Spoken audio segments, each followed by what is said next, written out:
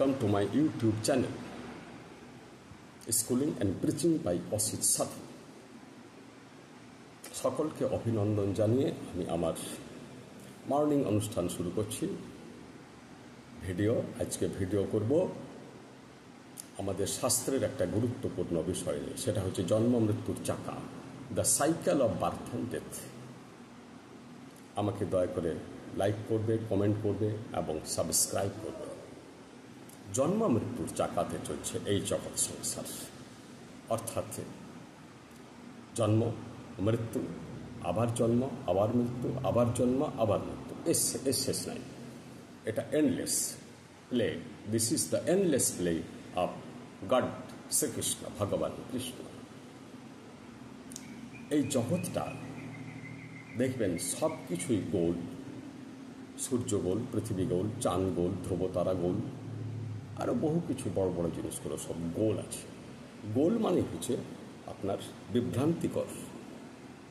গোল মানে যেখান থেকে বেরোনো যায় না, সব কিছুই গোল। আমাদের জীবনে সব সময় গোলমাল চলছে, সব কিছুই গোল। আপনি কোনো ব্যাপারে সঠিক সিদ্ধান্ত নিতে পারবেন না। আপনি যতই লেখাপড়া করুন, আপনি সবসময় একটা দ্বিধার মধ্যে, দ্বন্দ্বের মধ্যে থাকবেন।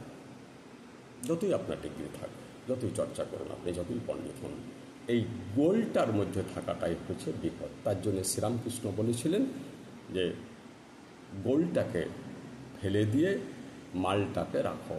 গোলমালের মধ্যে গোলটাকে ফেলে দাও, মালটাকে রাখো। কিন্তু খুব জ্ঞান দরকার গোলটাকে ফেলতে হলে। গোলেই তো আমাদের কষ্ট, গোলেই তো লোভ, গোলেই তো ভয়, গোলেই তো হিংসা, গোলেই তো রাগ। আমরা বুঝতে পারছি না, তাই তো আমরা লোভ করছি। এত টাকা মানুষের দরকার হয় না, কিন্তু আমরা বুঝতে পারছি না, কারণ আমরা ওই গোলের মধ্যে আছি। এই গোলটায় জন্মামৃত্যুর চাকাটা ভ্যারি ডেঞ্জারাস। আপনাকে চিরকাল ঘোরাবে এবং এর মধ্যে নতুন কিছু নাই, নতুন কিছু পাবেন না। এই যে আমরা সকাল থেকে উঠছি, সকালে উঠলাম, হাত মুখ ধুলাম, চা খাল্লাম, ব্রেকফাস্ট করলাম, টিফিন করলাম, লাঞ্চ করলাম, যে যার অফিসে চলে গেল, আবার বিকালে ফিরে এলো, আবার সেই এসে সন্ধ্যায় টেলিভিশন দেখছি বা মোবাইল চালাচ্ছি, কিছু একটা করছি, রাত্রে ডিনার করে ঘুম। আবার সকাল থেকে সেইটাই শুরু হয়ে গেল। প্রতিদিনের এই একঘেয়েমি জীবন চলছে। তেমনি এই বিশ্ব সংসারটা চলছে একটা একঘেয়েমি গোলাকার ব্যাপার। আপনাকে এই গোলটাকে, এই যে চক্র, সাইকেল বা সার্কেল, এটাকে আপনাকে সোজা করতে হবে বলছে শাস্ত্র, বলছে এটাকে সোজা করতে হবে। এই মনে করুন এটা একটা গোলটা একটা তার বটে, এই তারটাকে আপনি মচড়াতে হবে, আপনাকে মচড়াই সোজা করতে হবে। তারটাকে যখনই আপনি সোজা সরল রেখা করে দিলেন, এই সরল রেখা থেকে আপনি আবার বেরোতে পারবেন। চাকা থেকে বেরোনো যাবে না। চাকার এক প্রান্ত থেকে আরেক প্রান্তে যাত্রা, আরেক প্রান্তে পৌঁছে গেলেন, আবার আরেক প্রান্তে গিয়েও আপনি সেই পুরানো জায়গাটারই আরেকটা জায়গায় ধরে নিলেন, আবার ঘুরতে শুরু করলেন। এইভাবে ধরা ছাড়া চলছে, এইভাবে ঘূর্ণায়মান চক্র চলছে। এই চাকা না ভাঙলে আপনি কখনোই মুক্তি পাবেন না। বল না পরব্রহ্ম লাভ, পরমাত্মা বলা হয় ভগবান কৃষ্ণকে লাভ, রামচন্দ্র, শিব, যাই বলুন, এদেরকে ভগবানকে পেতে হলে আপনাকে চাকার বাইরে যেতে হবে। চাকার বাইরে না গেলে আপনি সার্বিক ব্যাপারটা দেখতেই পাবেন না, নিজেকেও দেখতে পাবেন না আপনি।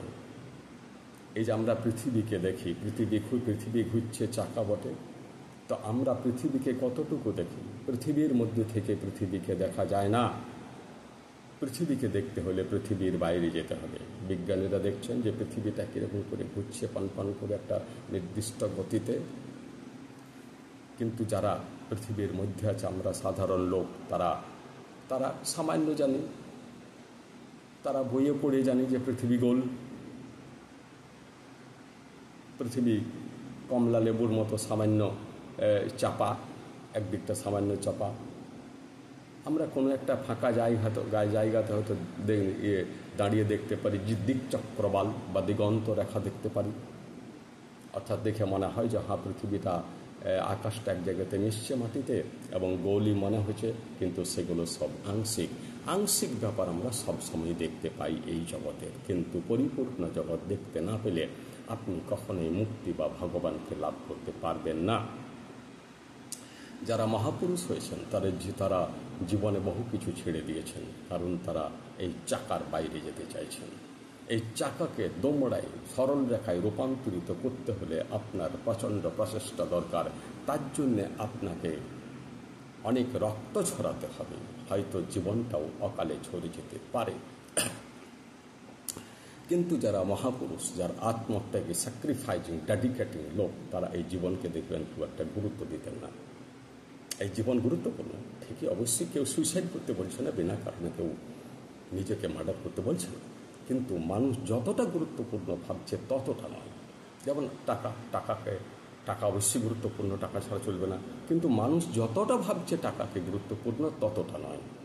সব কিছু চাই,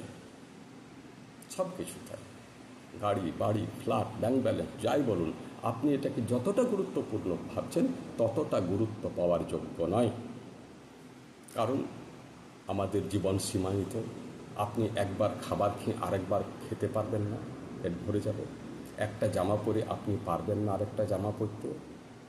আপনার 10টা ফ্ল্যাট থাকতে পারে, কিন্তু আপনি মেনটেনেন্স করতে পারবেন না। আপনি বড়জোর অহংকার করতে পারেন, গল্প করতে পারেন লোকের কাছে যে আমার আছে, কিন্তু আপনি বাস্তবে ইউজ করতে পারবেন না। সব কিছুরই প্রয়োজন আছে, কিন্তু সব কিছু লিমিটেড। যেহেতু আমাদের জীবনই লিমিটেড, তাই আমাদের জীবনকে ধারণ করার জন্য দ্রব্য সামগ্রীও লিমিটেড হওয়া দরকার। এটাই হচ্ছে সত্য, এটাই হচ্ছে বাস্তব। কিন্তু আমরা ওই গোলমালের মধ্যে পড়ে গেছি, আমরা বুঝতে পারছি না। আমরা বুঝতে পারছি, দেখবেন অনেকে বলে টাকার কি দরকার, এত টাকা লাগে না, মরে গেলে তো সব পড়ে থাকবে, বলছে মানে আংশিক বুঝছে, কিন্তু জীবনে প্রয়োগ করতে পারছে না। জীবনে প্রয়োগ করতে না পারলে কোনো ভ্যালু নাই। মনে করুন আপনি 100টা ব্যায়াম করেন, জানেন 100টা ব্যায়াম জানেন আপনি, কিন্তু করছেন না, আপনার কোনো প্রফিট হবে না। আপনাকে জীবনে যে জিনিসটাকে সেই জিনিসটাকে ঢালতে হবে। বিবেকানন্দ বলেছিলেন বিং মানে হয়ে যাও। ওই শাস্ত্র মুখস্থ করে, ওই শ্লোক হাজার হাজার শ্লোক মুখস্থ করেও আপনার কিছু হবে না। আপনি হয়ে যান, অর্থাৎ নিজের জীবনে সেটাকে অ্যাপ্লাই করুন, প্রয়োগ করুন, নিজের জীবনে ঢেলে ফেলুন। তো এই চাকা ভাঙতে হলে অনেক প্রচেষ্টার দরকার, কারণ চাকা খুব বিপজ্জনক ব্যাপার। আমাদের বৈষ্ণব শাস্ত্র বলছে, বিদ্যাপতি বলছেন, চণ্ডীদাস বলছেন, রবীন্দ্রনাথ বলছেন, বিবেকানন্দ বলছেন, সবাই বলছেন মুক্তি লাভ করো। কারণ এই যে জীবন, এখানে মুক্তি নাই। এখানে নানান ধরনের দুশ্চিন্তা, লোভ, ভয় আপনাকে তাড়া করবে। আপনার আন্তরিক শান্তি এখানে আপনি কখনোই পাবেন না। তার জন্যে আমাদের প্রজ্ঞাবান ব্যক্তিরা ধ্যান, মেডিটেশন, শ্বাস প্রশ্বাসের ব্যাপারগুলো আমাদেরকে নিয়ম হিসাবে দিয়েছেন। কিন্তু নিয়মকেই চিরকাল ফলো করলে হয় না। নিয়ম মেনে নিয়মের ঊর্ধ্বে উঠতে হয় সর্বক্ষেত্রেই। আপনি ছাদে সিঁড়ি দিয়ে ছাদে চাপলেন, ছাদে যখন চেপে গেলেন তখন আপনি সিঁড়িকে ত্যাগ করে দিয়েছেন। নিয়ম মেনে তারপর নিয়মের বাইরে যেতে হবে। আপনি মূর্তি পূজা করুন, কিন্তু তারপর আপনাকে বুঝতে হবে যে এই মূর্তি শেষ কথা নয়, ভগবান মূর্তি নয়, কিন্তু মূর্তির মাধ্যমে আমি ভগবানকে পেতে পারি। ঈশ্বর লাভ মানেই তাই আপনাকে এই জন্মান্তরের চাকা ভাঙতে হবে। কারণ এই চাকাটা life after life, life after death after life, এটা শুধু রিভলভিং করবে, এটা আপনার চারিদিকে ঘুরবে। কিন্তু মানুষ একজন মানুষ আরেকজন মানুষের ভুল ধরতে পারছে না, কারণ দুজনেই ভুল করছে। যখন দুজনেই ঘুরছে তখন তো ঘুরছে কে, অন্যের ঘোরাটা বোঝা যাবে না। আপনিও ঘুরছেন, আমিও ঘুরছি, তাই আমি বুঝতে পারছি না আপনি ঘুরছেন, আর আপনি বুঝতে পারছেন না যে আমি ঘুরছি। তার জন্য এই জগৎটা অত্যন্ত বিভ্রান্তিকর, কারণ ওই যে গোল মানে নতুন কিছু নাই। গোল কথাটাই দেখলেন সর্বক্ষেত্রে বিভ্রান্তি অর্থে, হতবুদ্ধি অর্থে ব্যবহৃত হয়। বিবেকানন্দ বারবার বলছেন, the body dies one day, but the spirit can never die. বডিটা ডায়াজ, বডিটা মারা যাবে। আমরা তো জানি বডিটা মারা যাবে, চারিদিকে দেখছি যে বডিটা শেষ হয়ে গেছে, অনেক মানুষ মারা যাচ্ছে, প্রতিদিন দেখছি মারা যাচ্ছে, হাসপাতালে মরছে, আমরা শ্মশানে দেখতে পাচ্ছি কত ডেড বডি আসছে ডেলি, কিন্তু আমরা তবুও ছাড়তে পারছি না, কারণ আমাদের মধ্যে সেই চৈতন্য নাই। বুদ্ধদেব, মহামতি বুদ্ধদেব বাল্যকালে রাজপ্রাসাদ ছেড়ে দিলেন। রাজপ্রাসাদ, বাবা প্রচণ্ড ধনী রাজা, তারপর বিরাট রাজপ্রাসাদ, সুন্দরী স্ত্রী, সব কিছু ছেড়ে তিনি চলে গেলেন, কারণ তিনি বুঝে নিয়েছিলেন যে এটা গোলমাল। এই সাইকেল অফ বার্থ অ্যান্ড ডেথকে কীভাবে ভাঙা যায় তার জন্যে আমাকে সাধনা করতে হবে।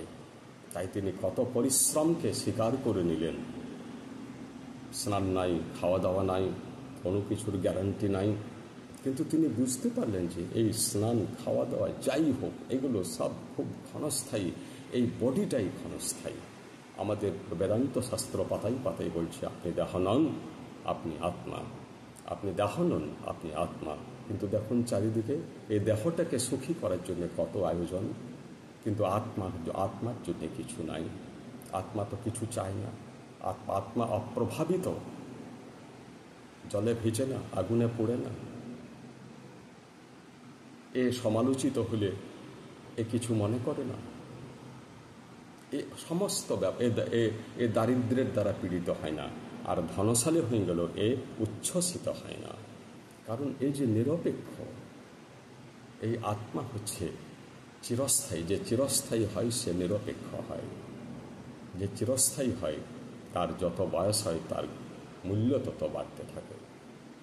দেখবেন সাধারণ জিনিস খুব তাড়াতাড়ি ডিসকালার হয়। ঘর, বাড়ি, গাড়ি, জামা কাপড় সব ডিসকালার হয়ে যায়, কিন্তু যে জিনিস মূল্যবান সেই জিনিস যত পুরাতন হয় তার চাকচিক্য, তার গ্লেজ, তার গ্ল্যামার, তার গ্লো তত বাড়তে থাকে।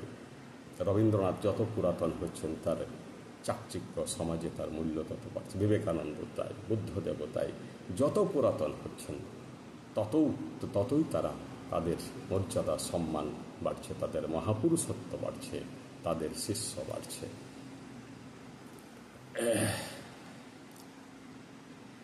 যে জিনিস সত্যি মূল্যবান সে জিনিস শেষ হয় না, সে জিনিস দান করলে কমে না, সে জিনিস চুরি হয় না।